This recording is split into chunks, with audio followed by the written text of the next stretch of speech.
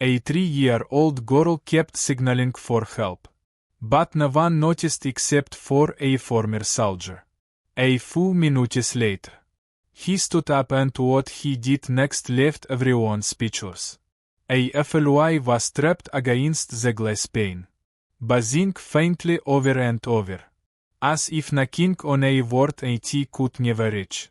The late afternoon sun slanted through the dusty window, revealing streaks from a half-hearted cleaning. Outside, the Kansas highway stretched like a faint pencil line across the land, quiet and still disturbed only now and then by a passing semi, whose engine roar faded quickly, behind a stand of LMZ turning gold with the season.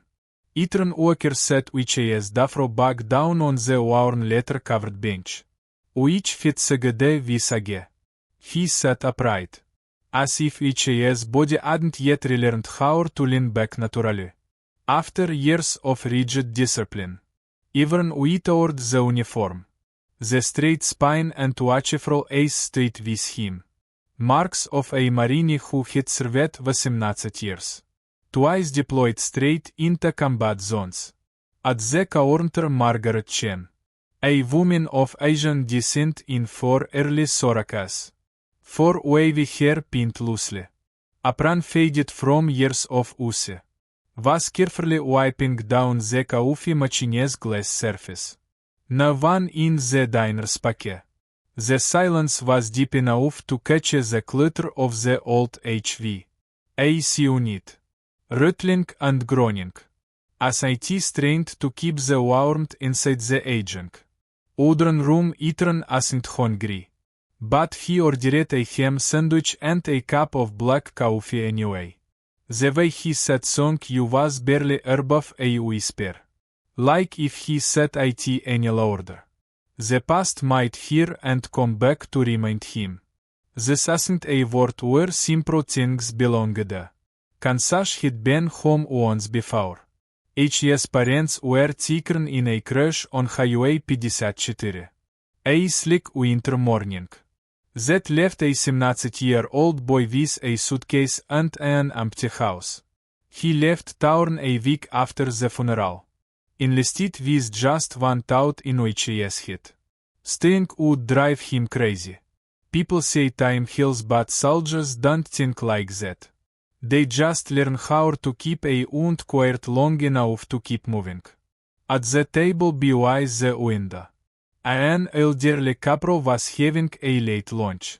The man black with a silver beard. Read the paper. The woman wearing large reading glasses murmured softly to herself as she dipped a piece of bread into her soup. Nearby a little boy about 4 named Lea, judging by how Margaret called to him, ran Lopez round the chairs clutching a small plastic toy car.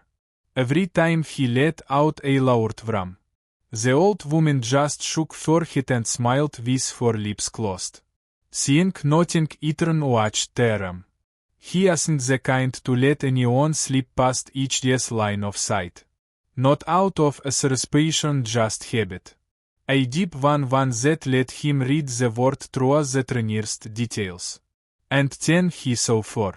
In the corner near the glass, behind a dry bright cactus in a pot, sat a little girl, 3, maybe 4 years old, dark skin, curly hair, wearing a pale blue dress. She sat very still as if glued to the seat, fins resting on her thighs. For gaze didn't land on anyone directly. It drifted across the room, brushing every face just long enough to see, but not long enough to be noticed.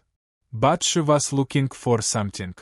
For someone who could read what she shouldn't say.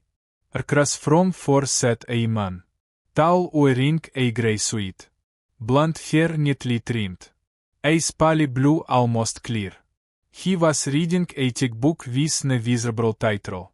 He hadn't touched the child, hadn't spoken a word, all he did was read. And that was what caught Ethan's attention. Nobody takes a 3-year-old out to eat. And then buries their nose in a book. Nobody drives down an interstate and just sits there beside a child. Like she's carry on luggage. Ethan turned his coffee cup slowly. His index finger tracing the rims warmed. He didn't look at the girl again. He didn't need to. He knew in just a few more seconds she would glance his way again. And she did almost as if on cue. The same motion. Only this time her eyes lingered and in them a slight tremble. Just for a moment. From the kitchen Margaret came out carrying a tray. She set the sandwich in front of him and asked gently. Need any sugar, hon?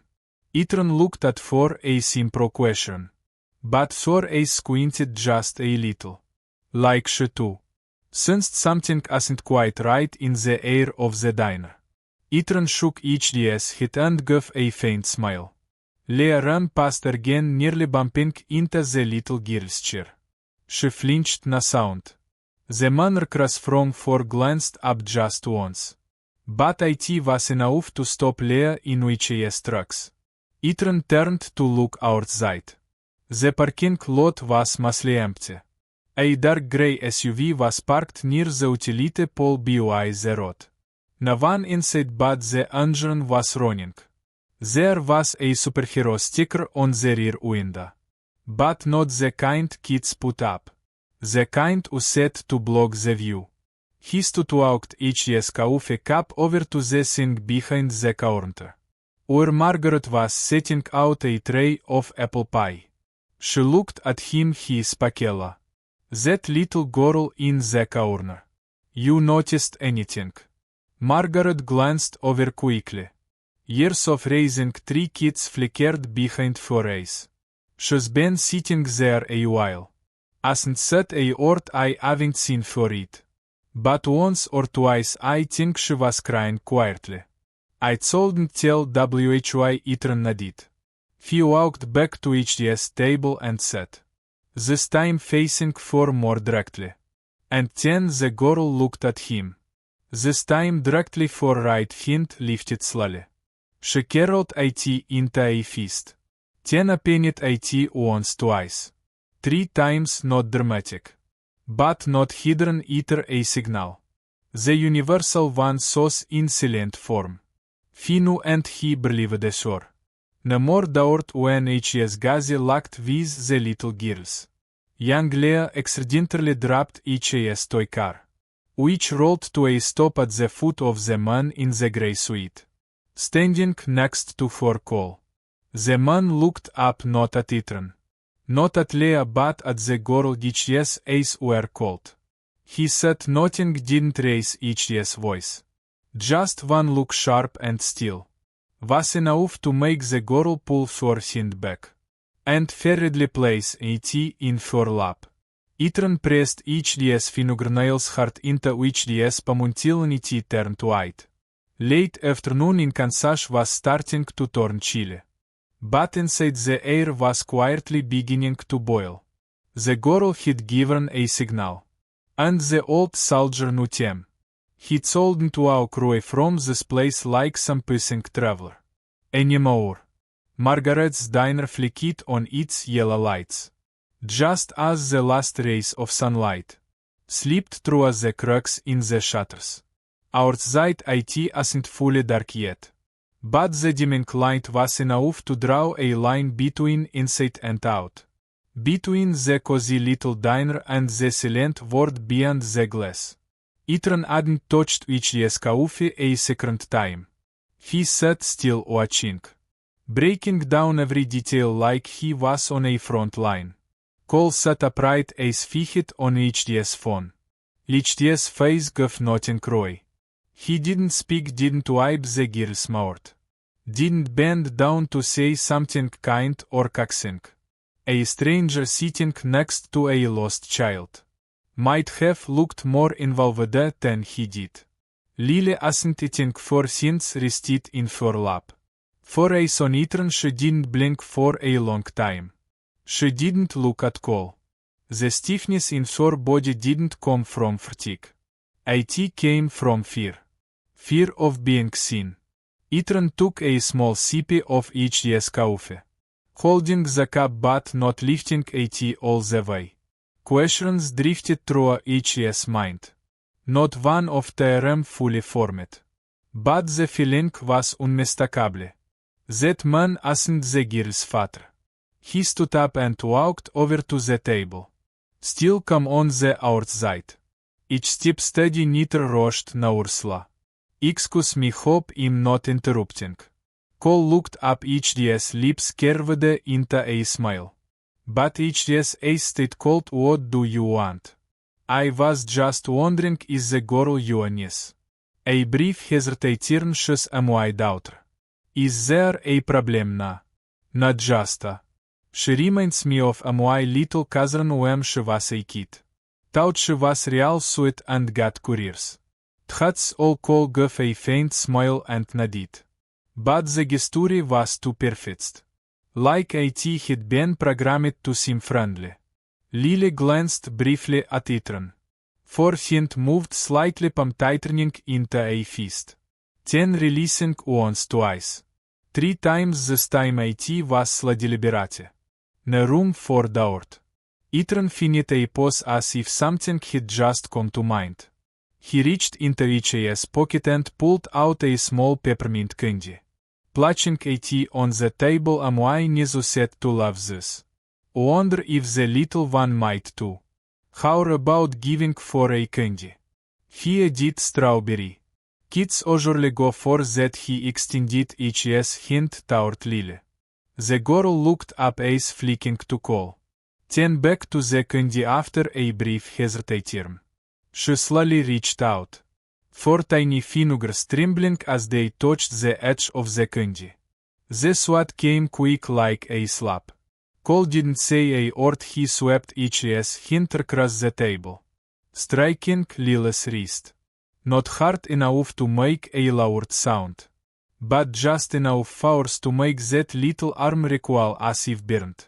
She allergic and give for anything without asking. His voice was sharp. He stood up straight, put the candy back in his shirt pocket and looked at Lily. Slowly, deliberately. She didn't see ROI. But 4 hands pulled back, curling round the hem of 4 shirt. Gripping tight an unconscious defensive reflex. 4 small shoulders quivered. 4 a slart not just in fear, but from a trust that had just cricket.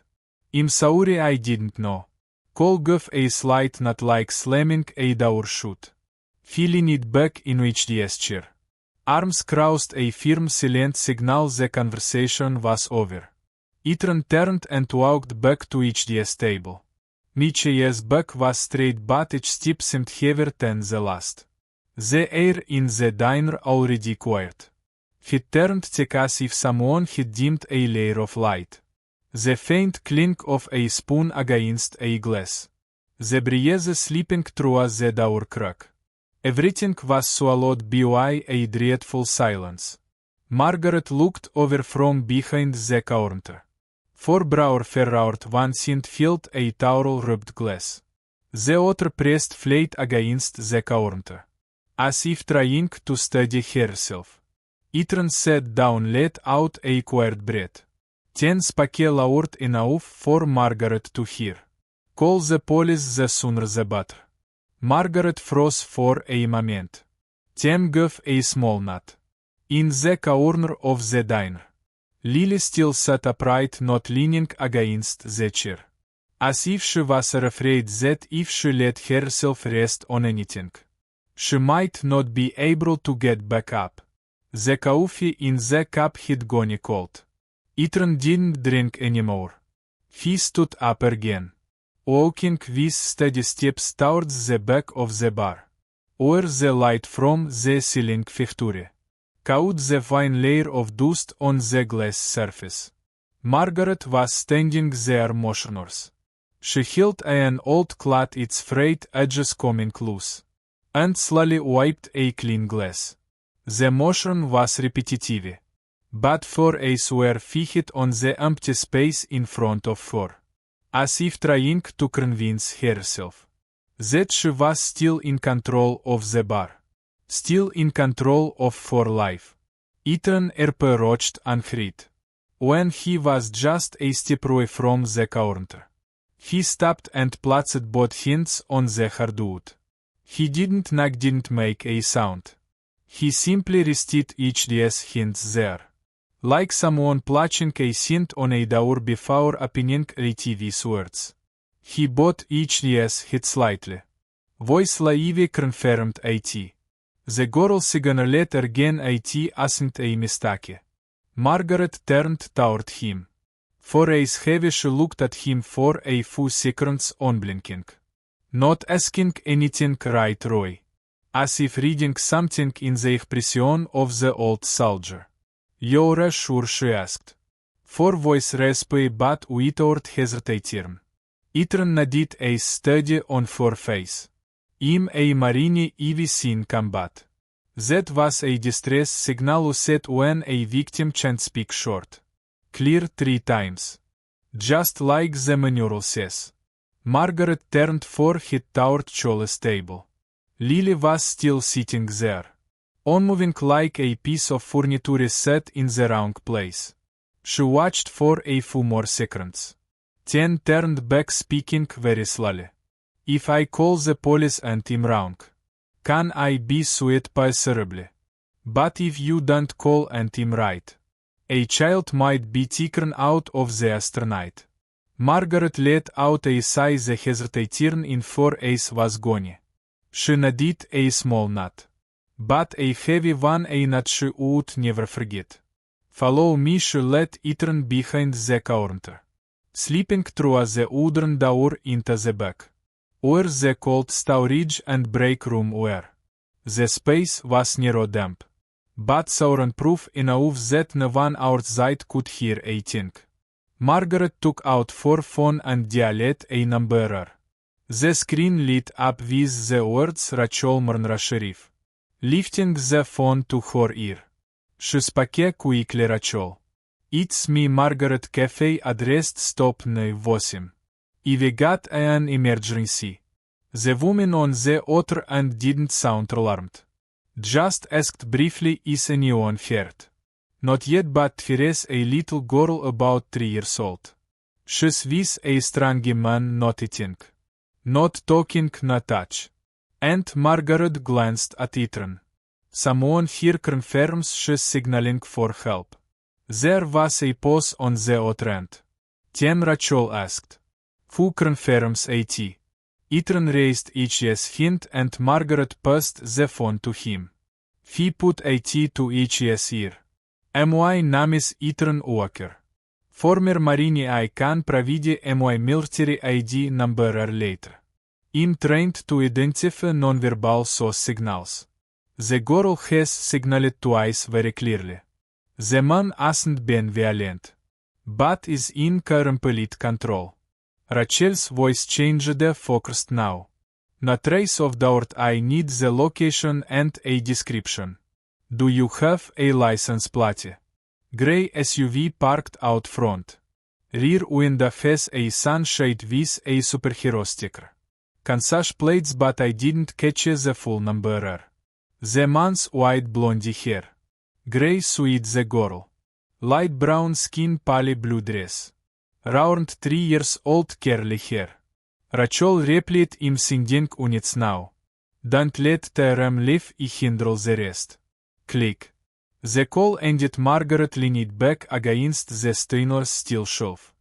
Her back trembled slightly. I didn't think I'd be doing this today. Neither did I but I'm glad you did. At the Sedgwick County Sheriff's Office. The desk phone rang. Officer Ramirez had just set a cup of instant noodles on the table. When he reached for the receiver. Briggs speaking. You've got an emergency report from rest stop no 8.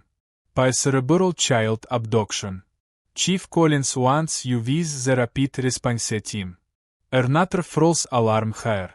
That's the 3rd one this week. The witness is a former Marine. Specially trained.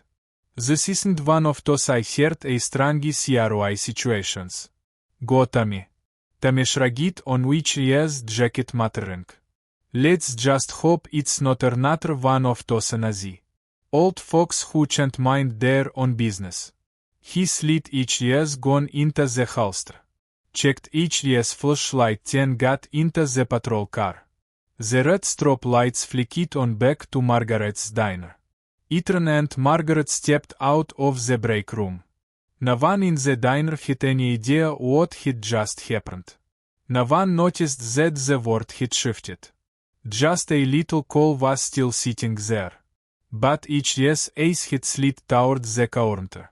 He was clearly more alert.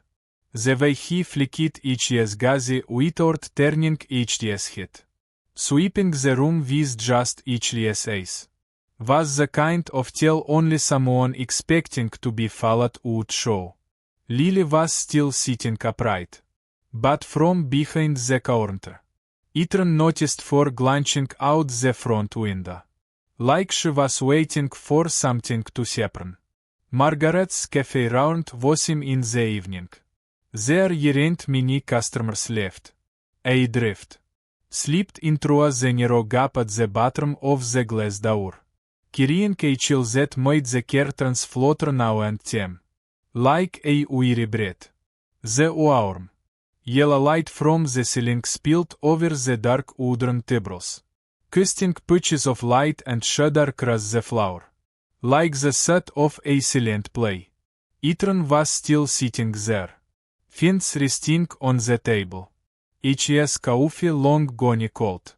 Every sense in which year's body was drawn out like a bow of a string. Lily sat at the opposite table. Fins pulled close into her lap. For eyes flicking toward him every so often. Cole remained the same, controlled. Rigid cold. The sound of the door latch clicked. It wasn't loud, but in the hush of that moment, it sliced through the air like a blade across steel water. As the door creaked open, Cole shot to his feet, shoving the chair back abruptly. He grabbed Lily's wrist with enough force to leave the child's skin tinged red. "Let's go," he said quietly. Just above a whisper, but there was nothing polite left in Lily's voice. The words came out like an order. Lily gave a slight jerk, for small feet moving reluctantly. She didn't scream, didn't struggle, but her face showed poor alarm. She looked back for a sweeping across the table where Ethan sat. That same pleading look she'd given before. Only now it was sharper, more urgent. Ethan placed a cent on the table, slid the coffee cup aside and stood. Not in a rush, not drawing attention, but every step had purpose. Moving directly to block the path from Chola's table to the door. The space between them was barely 10 feet. The two men faced each other, the overhead light casting long shadows across the tiled floor. Neither spoke right away. They didn't need to. The air between them was pulled so tight it felt like it might snap. "Where do you think you're taking for?" Ethan asked. Each year's voice was low, steady, not loud, but impossible to ignore. Cole raised an eyebrow slightly, lips curling into a strained smile. "I told you you're heading back to Aurora. It's late. You're not planning on getting in my way, are you?" Lily laughed forehead, but for a stayed fixed on Ethan. Four small hands clenched the hem of her shirt, trembling with each beat. "Ethan didn't move. "She doesn't want to go with you," he said. "If called the police, he'll be here soon. If you leave now, it'll look suspicious. Things will go worse for you." Cole let out a short, scornful, shaking each year's head slightly, like he was listening to something absurd over a piece of candy.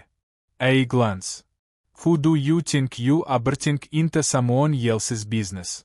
"I'm not sure who I am," Ethan replied. "But I know she didn't go with you willingly." She gave a distress signal twice. "I saw it. I've been trained to recognize those signals." Cole frowned. He shifted each year's stance and pulled Lily closer. Each year's grip tightened, making for let out a faint whimper. You're accusing me in public. I could sue you for interference with personal liberty. Ethan stepped forward just half a step. It wasn't a threat, but it blocked the way completely. The police will sort that out until they arrive. I'm not letting you leave with her. Charles is not 10 without warning. He thrust each year's arm out as if to shove Ethan aside. But Ethan had been in combat. Each year's reflexes were sharp, steady. He didn't back off or block. Just engirled each year's body slightly, maintaining each year's stance. Step aside, Cole growled. Each year's is now bloodshot, breath turning ragged. Ethan said nothing, but each year's gaze held steady. Quiet, cold as tempered steel. Cole was losing patience. He yanked Lily toward the door. But she resisted, bracing 4 feet against the floor. He jerked for again rougher. This time for a split second. Each year's other hand drew back as if ready to strike. But Ethan caught each year's wrist in midair. Gripping it firmly, that's enough. Ethan's voice was low but carried weight. Cole struggled, trying to pull free. The two men stood nearly chest to chest. Breath mingling, tension and tight like a coiled spring. Cole made another attempt to shove Ethan. But Ethan didn't budge, feet planted like bedrock. Lily backed, Roy shaking for hints. Clutched the hem of her coat. Eyes wide open, you regret this. Cole hissed, each year's voice like a curse. The tendons in each year's wrist stood out beneath pale skin. Ethan still said nothing. He looked Cole straight in the eye, unwavering. Then he bent slightly, each year's gaze softening as he turned to Lily. You don't have to go anywhere. You're safe here. Lily didn't move. Perfectly still, as if waiting for something to end. The way she hadn't dared hope it would. No one had time to say anything more. A siren wailed in the distance. Headlights flickered across the floor through the front window. Blue red. Blue red. A police SUV rolled to a stop just outside the cafe. The lights slowed the engine cut off. A car door opened. Tommy Briggs stepped out first. Each year's coat was unbuttoned. One hand resting casually on the holster at each year's side. He didn't draw each year's weapon. But every step he took was measured. Behind him came Rachel Murnra. The police chief came. Paused, reminding. She scanned the scene through the glass. Where Ethan and Cole still stood like two pillars. Rooted deep in the floor. Cole yanked Lily's hand, trying to turn and pull her faster. But he had barely pivoted halfway when Ethan took another step forward, planting himself squarely in front of the door. He didn't tense up, didn't say a word. But each year's broad soldier's back stood like a wall. Stop right there, Rachel signaled with a hint. For voice clear, not loud. But firm. Tommy stepped in closer. HAS hint extended in a gesture of peace.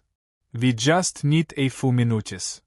Don't make this more complicated than it has to be. Cole hesitated. He turned to Ethan. Eyes burning with fury, DHS lips moving just enough to mouth. You're going to regret this. Ethan said nothing. Instead he lowered HDS head slightly. DHS is meeting Lily's he gave for a small nod. Silent.